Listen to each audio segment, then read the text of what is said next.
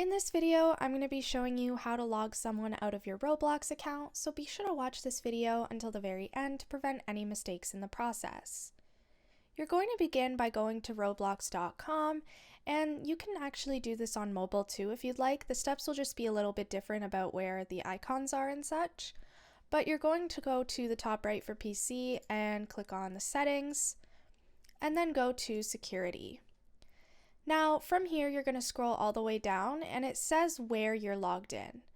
Now, as you can see, I'm logged into Chrome on Windows, Roblox Windows app, and Safari on iOS. So if one of these was someone else, what I would do is I would go to this session and click log out of session. Now, from there, if you want to further secure your account, you can turn on two-step verification. And then you can also change your password to ensure that they can't log in again. That's all there is to it. Be sure to leave a like, comment,